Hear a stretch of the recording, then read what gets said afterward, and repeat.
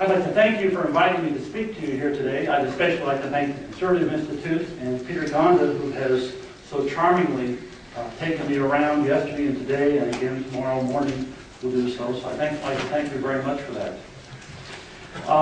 My topic today, the title I put on it, is the Great Depression and the Current Economic Crisis, Similarities and Differences.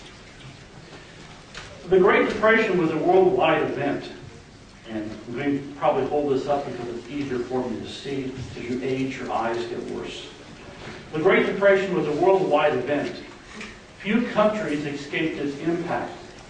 The United States was not one of the first to experience a contraction, but the contraction lasted longer there than in almost every other country. The recovery from the Great Depression in the United States was so slow that today it is common to think of the entire decade of the 1930s in the United States as a Great Depression.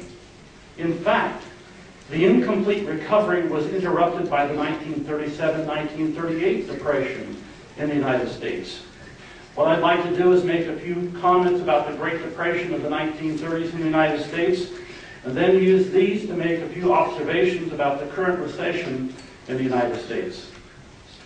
Although there are fewer and fewer people who actually lived through the Great Depression, I can remember my grandmother and her friends who raised families during that decade, worrying during the downturns of 1937, 1973, and 1981 that we would have another Great Depression.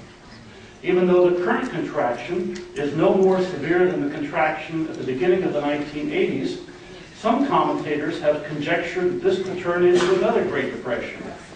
So we need to take a brief step backward and take a look at the Great Depression in the United States. We must remember that until the First World War, we and most of the developed world were on a gold standard. That international monetary system worked reasonably well. It didn't work perfectly, but it worked reasonably well. Between 1800 and 1900, the price level actually declined slightly in the United States. It didn't rise, it actually declined over that 100-year period. However, during the First World War, European nations abandoned the gold standard and printed fiat money to pursue their military objectives. International trade and domestic economies were dramatically disrupted, and the Allies relied on the United States for significant amounts of weapons and ammunition. They purchased these by selling their United States financial assets in the U.S. markets, by borrowing directly in the United States, and by selling their gold reserves to the United States. The United States was quickly transformed from an international debtor to an international creditor. Because of the huge inflow of gold in the United States, the U.S. was able to remain on the gold standard, and gold continued to circulate domestically in the United States. In 1914, the U.S. held about 26% of the world's monetary gold stocks. In 1918, the U.S. held about 40% of the world's monetary gold stocks. As a result of these changes, prices rose in most countries, the United States as well as European nations. After the war, there was general agreement that the gold standard should be restored, and many wanted the pre-war gold parities restored. However, there were two serious problems that stood in the way of this. First, the United States held a much larger share of the world's monetary gold stock than it did before the war. This would have required either dramatic changes in gold parities or a redistribution of gold away from the United States. Second, whether or not there was a redistribution of gold, the inflation during the war meant that there was simply not enough monetary gold to support the money stocks at the pre-war parities. To resume the gold standard at the pre-war parities would have required price deflation, particularly for those European nations which were most directly involved in the war. During discussions of what should be done, countries accepted floating exchange rates. The short boom after the First World War was followed by the short depression of 1920-1921, and officials in many countries became convinced that eliminating the economic instability required a return to a gold standard and to fixed exchange rates. However, it was obvious that the full pre-war gold standard could not be established. So countries agreed to establish a gold exchange standard whereby the United States and Great Britain maintained sufficient gold reserves to back their currencies, while other countries kept much, but not all, of their international reserves in the currencies of the United States and Great Britain. The idea was that they could always obtain gold from the United States or Great Britain if so required. To conserve gold for government use as a backing for the money supply and for international exchanges, most countries no longer allowed gold coins to circulate domestically. The United States was one of the few countries to continue to allow the domestic circulation of gold coins. The gold exchange standard was essentially a managed fixed exchange rate that did not have the flexibility to adjust to changes like a true gold standard did. Some European countries had experienced less war inflation, and they chose to forego deflation and resume the pre-war parities. Countries such as Sweden, the Netherlands, Denmark, and Norway. While countries that had experienced more wartime price inflation, such as France, Belgium, Czechoslovakia, Italy, and Portugal, returned to gold at less than pre-war parities. Though Great Britain had experienced significant price inflation during the war, it decided to return to gold at its pre-war parity, and did so in 1925. France stabilized its currency in 1926 and returned to a gold standard in 1928. But Britain had an overvalued currency. To maintain its gold reserves, the Bank of England had to keep interest rates higher, resulting in slower growth, less investment, and higher unemployment rates. France, as it prepared to return to gold, had undervalued its currency, and gold flowed into France. By 1927, France had about 9% of the world's monetary gold. By 1929, about 17% of the world's monetary gold stock. And by 1931, about 22% of the world's monetary gold stock. French laws largely eliminated open market operations, and with a small discount market, the gold was effectively sterilized and could not affect French prices. Thus, the gold inflows and outflows did not have the effects that the rules of the gold standard said they should have. By the end of the 1920s, the gold exchange standard, whether countries fully understood this or not, was facing a crisis. The United States and primarily France were accumulating more and more of the world's monetary gold at the expense of the other countries around the world. In 1927, for the second time in the 1920s decade, the Federal Reserve System turned to an expansionary monetary policy in an attempt to help Great Britain remain on the gold standard, while obtaining France's agreement to stop redeeming British pounds for gold. Speculation in the already booming American securities market accelerated, and the U.S. lost gold, as it should have with that kind of a policy. Concerned about the gold loss and the security speculation, the Federal Reserve System reversed course and adopted a contractionary monetary policy.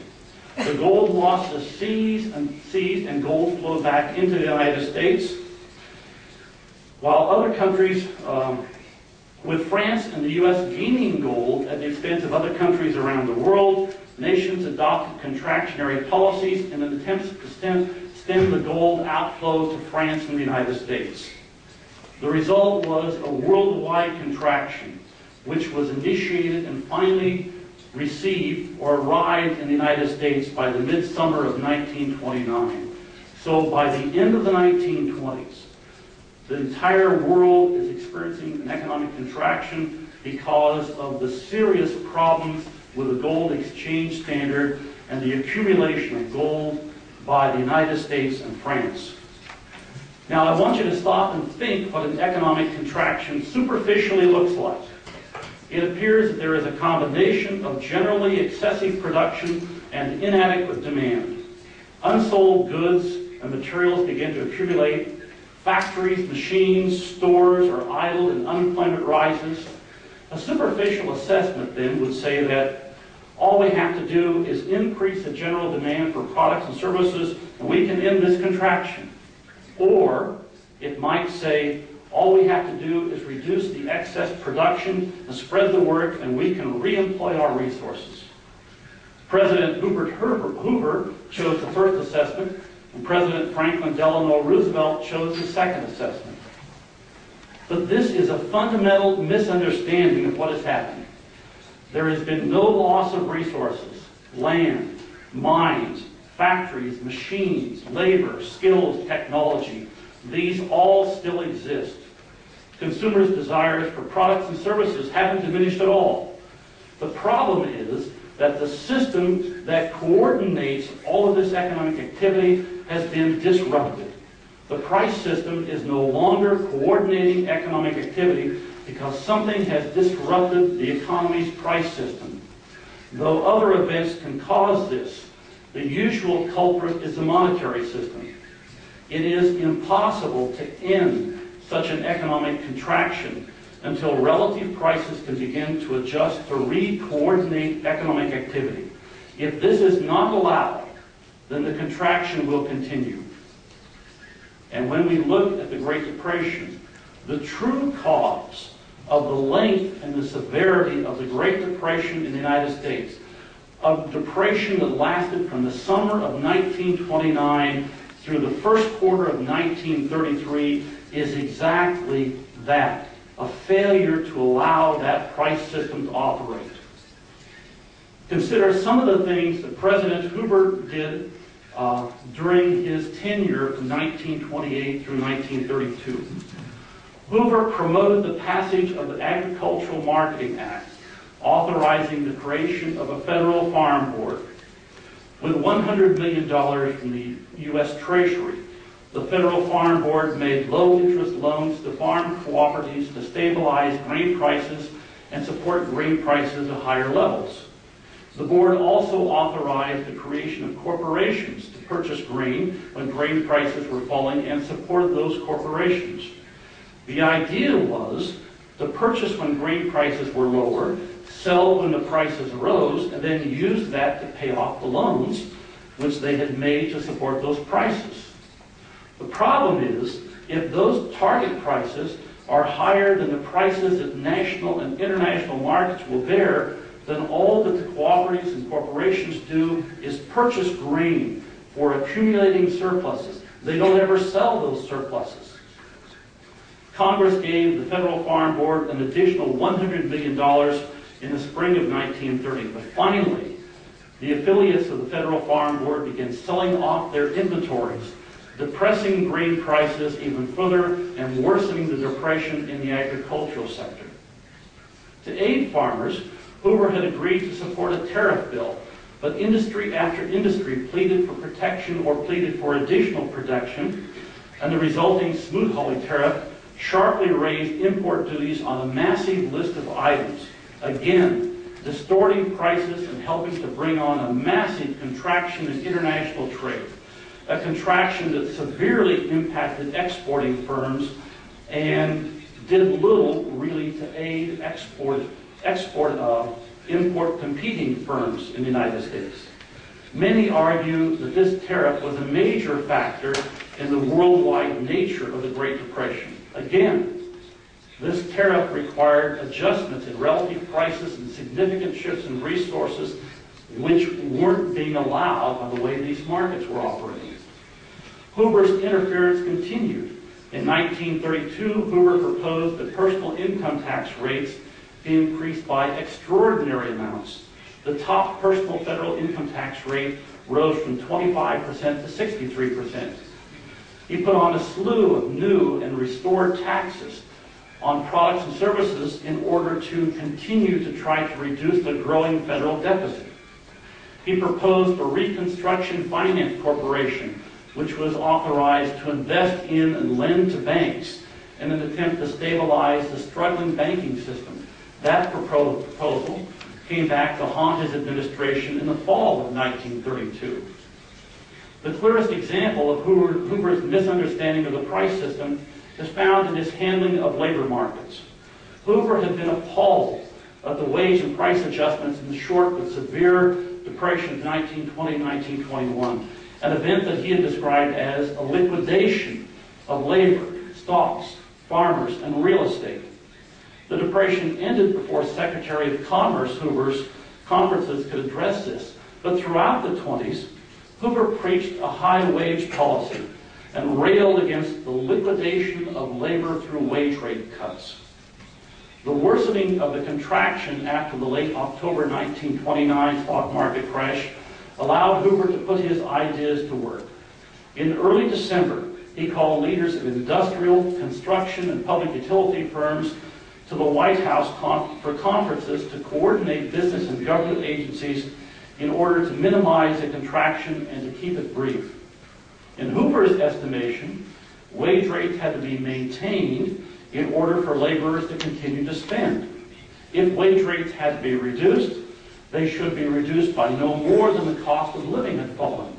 Any reductions in work hours should be accomplished by reducing the work week rather than by unemployment.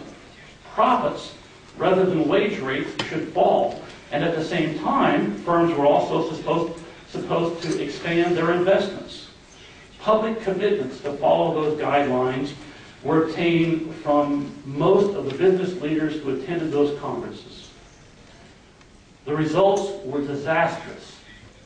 During the first 2 years of the Depression, large firms kept their wage rates almost constant, though some small firms began cutting their wage rates. Large firms began laying off employees, cutting work weeks, and allowing their profits to fall. You can't have everything. You can't maintain wage rates, you can't maintain work weeks, you can't maintain production all at the same time when you have collapsing demand like this. And so they began to lay off employees and reduce the work weeks. The profits fell dramatically for all the combinations, for all the corporations, business firms as well as financial firms. Banks took very large cuts in their profits during this period of time. Okay? Falling prices combined with rigid wage rates meant that real wage rates were increasing. That raised real production costs, creating even greater difficulties for these firms. The result was that unemployment soared during 1930 and 1931 while profits plummeted. Faced with disastrous choices, business firms, large ones, in 1931 began cutting wage rates. More and more of them began cutting their wage rates. Most of the time, this was over the objections of the firm's leaders who had pledged to follow Hoover's guidelines. They finally gave in. By that time, the falling wage rates were already well behind the falling prices, creating greater disruptions in the price system. Finally, prices. Why were prices falling? Prices began falling in late 1929 and would continue to fall through the first quarter of 1933 because of the Federal Reserve System. The Federal Reserve System had been created to be a lender of last resort to member commercial banks to stabilize the monetary system. The new laws, which were passed, no longer allowed banks to partially seize or to limit deposit redemptions during periods of panic, as was possible prior to 1913. But the Fed was unable to fully be a lender of last resort because it could lend only to member banks, and it could only lend on short-term commercial paper or commercial loans. And even then, the Fed was unwilling to do as much as it could have done. Regional and localized banking panics beginning in the fall of 1930 led to large numbers of bank failures and to defensive actions by the remaining banks. Banks that survived the panic, as well as most banks elsewhere, began reducing lending and increasing their reserves against their deposits in order to protect themselves against further bank runs. More and more consumers began holding more of their monetary assets in cash as opposed to deposits. Taking cash out of the banking system reduces the reserves available to the banking system. At the same time that the banks are increasing their reserves against those deposit liabilities. The result is that the money supply begins to collapse. Over the period 1929 to 1933, the money supply declined by over 30% in the United States. Banks that survived the panics More and more, see, I lost my place here. The rising reserve ratios and the growth of non-bank cash holdings led to much larger reductions in demand deposit money. If the Fed had created enough reserves to offset this, as they were chartered to do, the money supply would not have fallen. But they did not do this, and the banks no longer had the option of temporarily suspending deposit redemptions to stem the continuing banking crisis. The situation was even worse in the case of banks which had closed. When a bank closed, the liquidation process could take several years. During that period of time, that several-year period of time, consumers and businesses that had deposits in the banks effectively lost those assets. And when the banks were effectively liquidated, most of the firms and consumers recovered only a fraction of the deposits that they had had at the time that the bank went into foreclosure. Facing a loss of savings, consumers and businesses retrenched on their spending, trying to restore some of their lost wealth. Businesses that had relied on the closed bank for lines of credit now had to go elsewhere, if lines of credit were even available elsewhere, which they often weren't. The result was the prices fell dramatically because of the declining money supply over this period of time. And when the wages finally began to fall, they were chasing the already falling prices.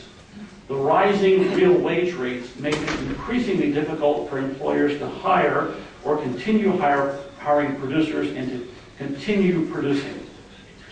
Roosevelt's banking holiday at the beginning of March 1933, as he assumed the presidency, operating, it should be noted, much like an extreme case of banks temporarily suspending deposit redemptions as they had done in the pre-1913 era, stopped the contraction of the banking system and the money supply, and brought some stability to the monetary system. With that, markets began the adjustment of prices and resources, and the recovery began. The Great Depression, by the standards that we use, was over at the end of the first quarter of 1933. But its length and its depth is a tribute to the Hoover administration's assumption that maintaining labor's buying power and controlling prices were essential to controlling the contraction. This, in combination with the Federal Reserve System's ineptitude, created the catastrophe that we call the Great Depression in the United States. Now notice I'm limiting the Great Depression to that downturn between 1929 and 1933. I'm not going to call the rest of the 30s the Great Depression, although it's often used that way. If President Roosevelt had done nothing else and had allowed markets to continue to adjust, the United States might well have recovered from this severe depression within a couple of years. But Roosevelt was elected with an agenda, and his administration pursued it with a vengeance. They believed that unrestrained free markets had resulted in widespread overproduction. Their response was to propose something they called the New Deal, a New Deal which would cartelize American industry and agriculture, control prices and investment, spread the work, and reduce production to eliminate overproduction, all under federal government oversight through the Agricultural Adjustment Act, the AAA as it's generally called in the United States, and the industry codes promulgated by the National Recovery Administration, part of what was called the National Industrial Recovery Act, the major part of the National Industrial Recovery Act. They poured federal funds into government make-work programs to put people back to work doing useful government projects. Because the NRA industry codes were not being developed rapidly enough, the administration requested that all industries submit to a blanket code until each industry could develop its own code. The blanket code emphasized shortening the work week and raising or stabilizing wages without regard to the type of industry, to the type of firm, or the location of that firm. The result was that this set of programs, which we now call the New Deal, virtually stopped the infant recovery in its tracks by the end of 1933. Little recovery occurred from the end of 1933 until well into 1935, when the Supreme Supreme Court ruled the NRA unconstitutional in June of 1935 and ruled the Agricultural Adjustment Act unconstitutional in January of 1936. With those acts being ruled unconstitutional and no longer in force, the recovery of the economy finally began to accelerate from late 1935 into early 1937. It accelerated until new initiatives stopped it and brought on a depression, which we now call the Depression of 1937-1938. Roosevelt proposed and Congress passed large increases in personal income tax rates. Roosevelt and the Congress then attempted to confiscate retained corporate profits through a new tax. The new Wagner Act brought in federal control of labor markets and was instrumental in sharp increases in wage rates without accompanying increases in productivity or demand. The Federal Reserve System, determined to reduce possible sources of inflation, doubled reserve requirements to wipe out most of banks' excess reserves. Now, that would have been no problem if the banks had not wanted those excess reserves. If, however, the banks wanted those excess reserves, what would they do? The banks would reduce their lending and begin to rebuild those excess reserves. Within a year, the excess reserves were almost as large as they were before the Federal Reserve System doubled the reserve requirements. Okay, how do you build up those excess reserves? You raise interest rates, you begin to restrict borrowers by simply denying some borrowers, and you take that money which is being paid off and loans being paid off, and you rebuild those reserves. And the result is that the creation of demand deposits falls, lending falls, and the money supply falls. So the Federal Reserve System created a significant decline in the stock of money, which further exacerbated this contraction, which we now call the 1937-1938 Depression. Okay? And as a result, the entire period from 1934 through 1941 was one of economic misery caused by the Roosevelt administration's misguided attempts to solve the Depression by reducing private production and by government control of the American economy. Now let me break in for just a second to my text here. How do we know it was so bad?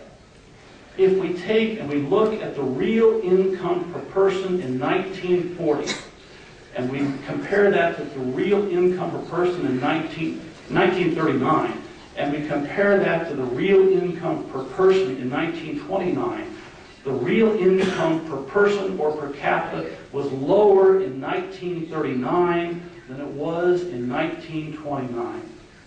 In other words, the United States went through an entire decade with negative economic growth. Now, if you're going to have a recovery, then presumably real incomes will rise and employment will increase. Well, the rate of unemployment in 1940 was about 14, maybe 15%. In 1939, it was still in the range of about 16 to 18%. In 1929, it had been less than 4%. Okay, there was essentially virtually no recovery during that period. The recovery which did occur came in one really short burst, and that was from the late 1935 to the beginning of 1937, when the Roosevelt administration and the Federal Reserve System brought about a new depression within a depression. It's hard to believe that you can create a depression within a depression, but we were successful in doing that in the United States. Now, you've probably heard it said that the Second World War brought the United States out of the Depression. Okay, if you've read an American textbook, I know that's what you've been told. I know you've read that somewhere around there. Okay, the problem is that is absolutely false. The Second World War did not bring the United States out of the Depression. The first thing is less people were unemployed, right? Okay, why were less people unemployed?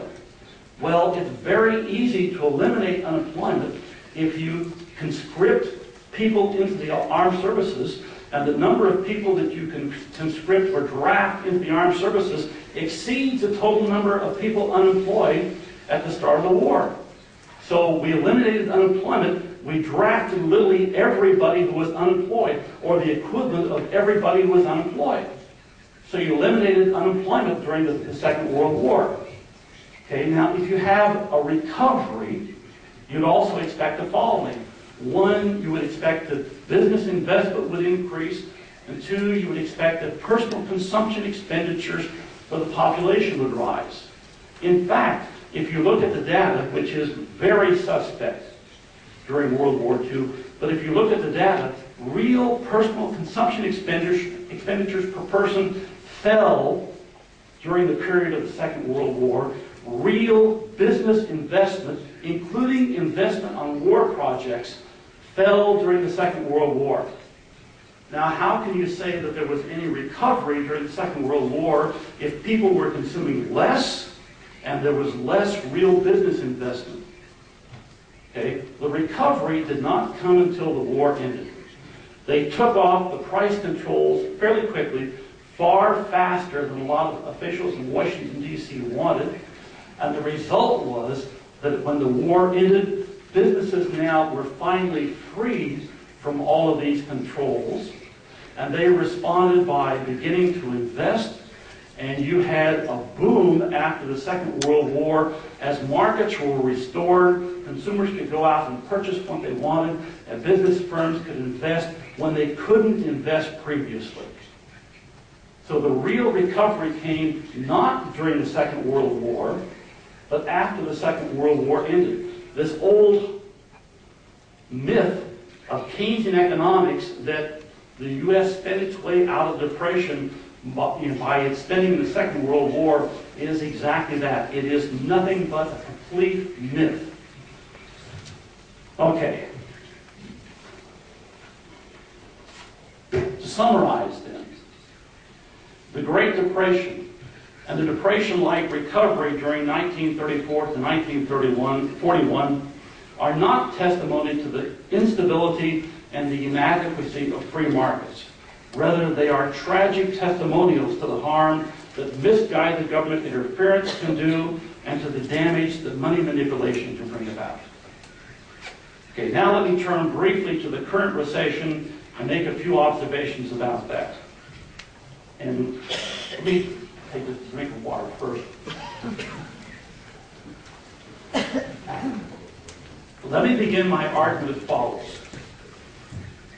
This recession is not due to any malfeasance, not due to any incompetence of financial firms in the United States. Now, I'm not absolving financial firms in the United States of any role that they had in the seriousness of the recession or anything, but the source of this recession does not lie in the private sector. The source of this recession lies in the government sector.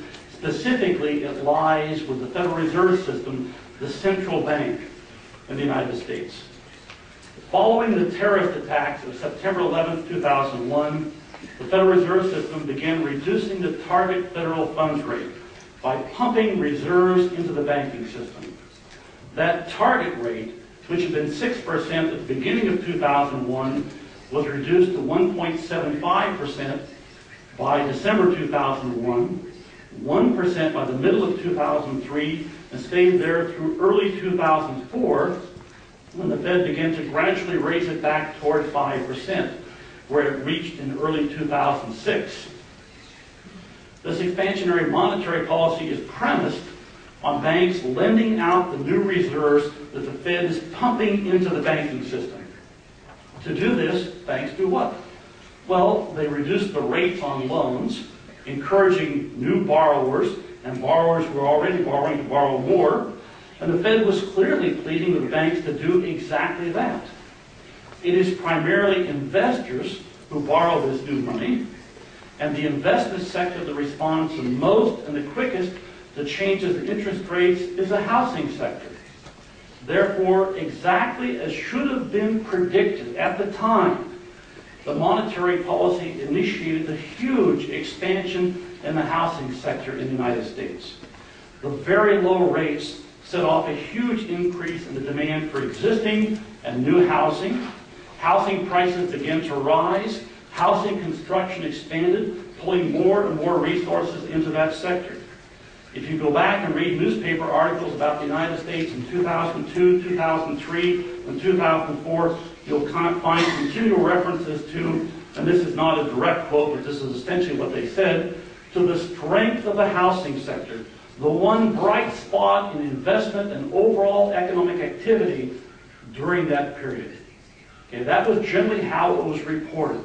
The housing sector is the one area that's doing well in this period of time. But that should hardly have been surprising given the monetary policy of the Federal Reserve System.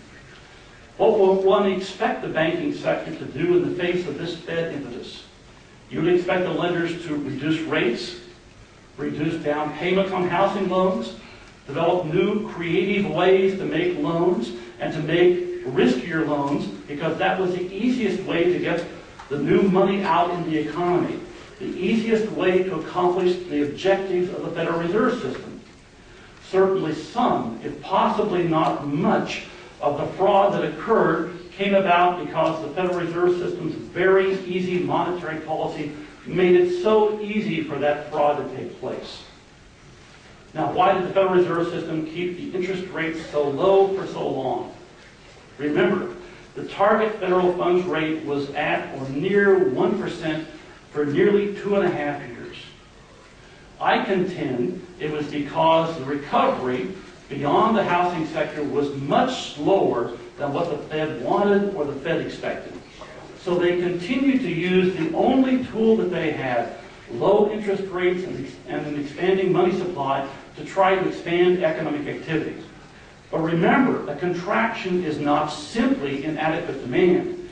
It comes about because something disrupts the price system, that price system which coordinates all of the activity in an economy.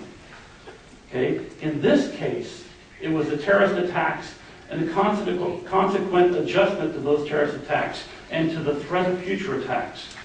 The airline industry had had its own problems earlier. It was experiencing problems by the spring of 2001. Okay?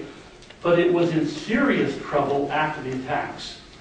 Flying on airlines became something to avoid if at all possible. So airlines were in serious trouble. Travelers' destinations were changed because of the threat of terrorist attacks. Governments around the United States imposed new regulations and new demands because of those terrorist attacks. All of these required a multitude of adjustments in prices and resource allocations. But monetary policy is not designed to facilitate such adjustments. Monetary policy is designed to increase demand primarily through increased investment. The most likely effect of such expansionary monetary policies would be to delay and make more difficult the general and more widespread price adjustments that are required. Therefore, my contention is that the recovery was longer than it would have been without the expansionary monetary policy. And thus, the Federal Reserve System kept its target federal funds interest rates much lower for a very long period of time because the economy was slower to recover than it would have been otherwise. But all things must come to an end. If the Federal Reserve System had kept pumping reserves into the banking system to keep interest rates low, it would have ultimately unleashed accelerating price inflation. That would have been inevitable. So from early 2004 through early 2006, the Federal Reserve System increased the target federal funds rate to a more normal 5%. That increase spelled the end of the housing bubble that the Fed had created. Higher rates began reducing consumer demand for housing. Following that, housing prices began to decline. Not equally, not at the same time. It varied around the country depending upon particular conditions, particular conditions which also reflected the controls that local governments have put on housing development and housing spending. Rising mortgage rates raised monthly mortgage payments. Some homeowners found that they could not make those payments. Low introductory rates, or teaser rates, jumped to higher normal rates, and some borrowers found that they could no longer make those payments.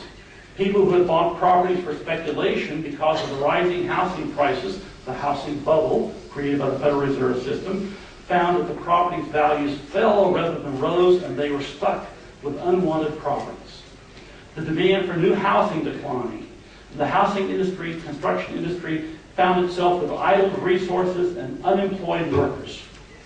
Okay? And as would be expected, the decline in their demands began to make its way through the rest of the economic system.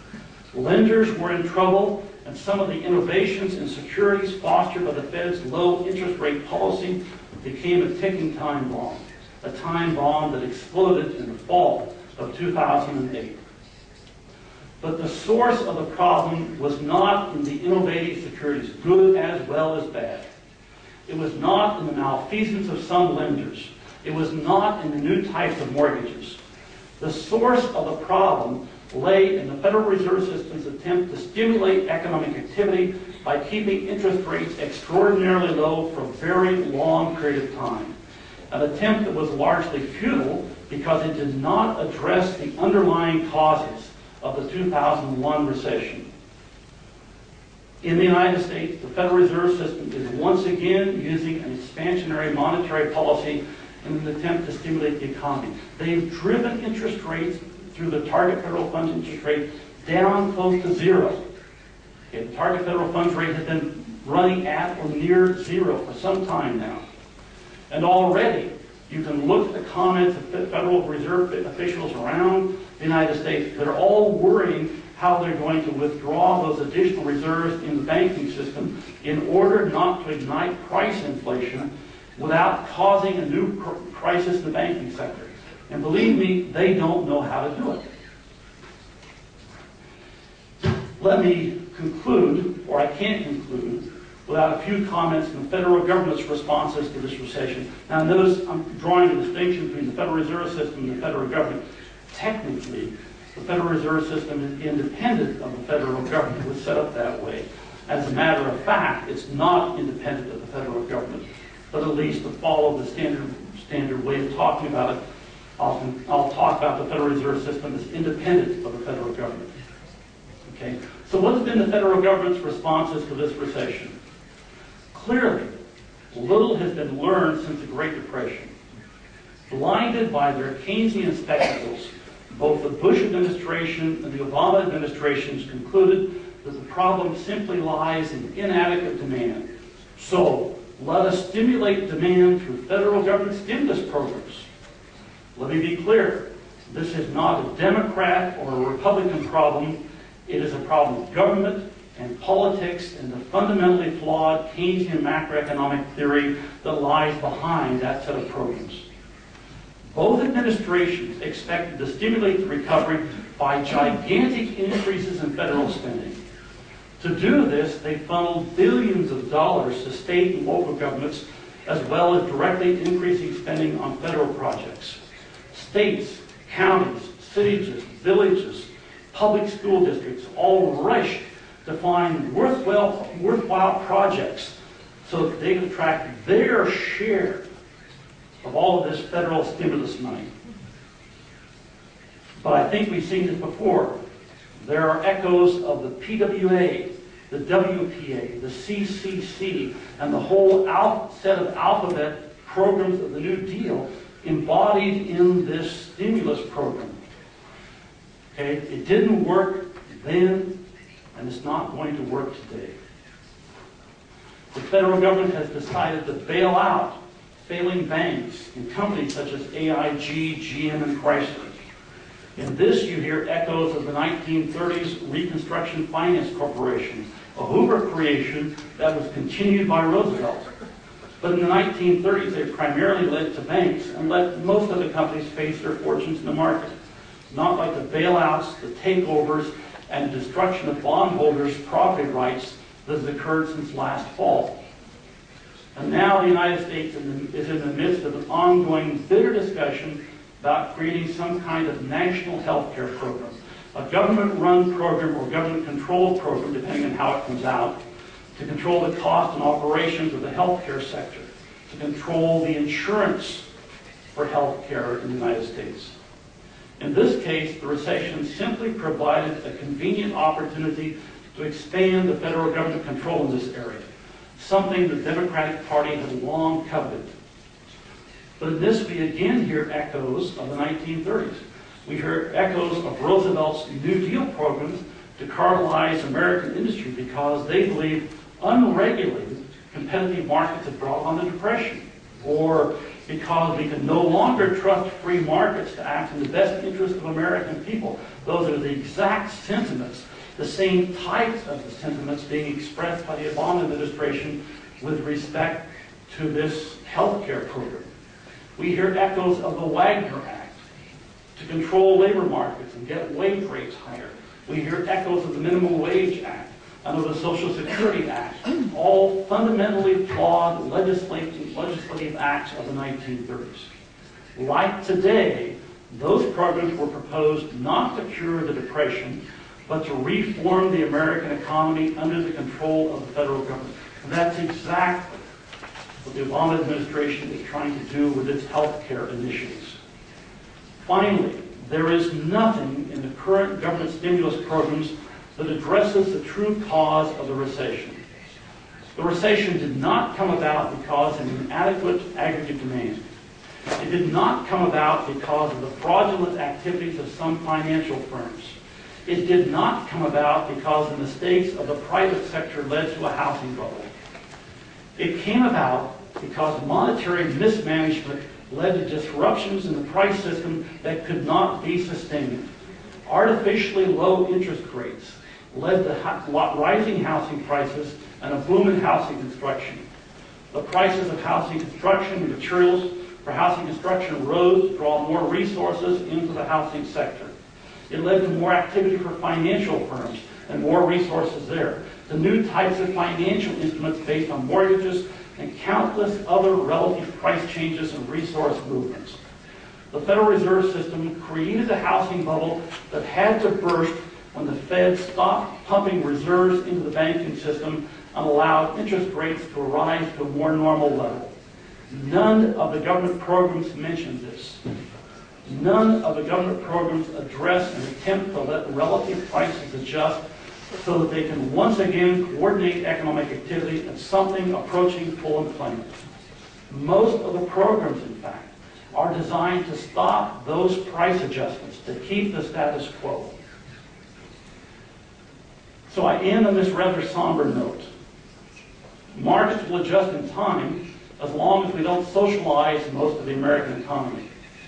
But the Federal Reserve's actions and the stimulus programs of the federal government will only retard the recovery and make it slower than it would have been. We can only hope that they are not nearly as good at this retardation as the federal government's programs of the 1930s were. Thank you.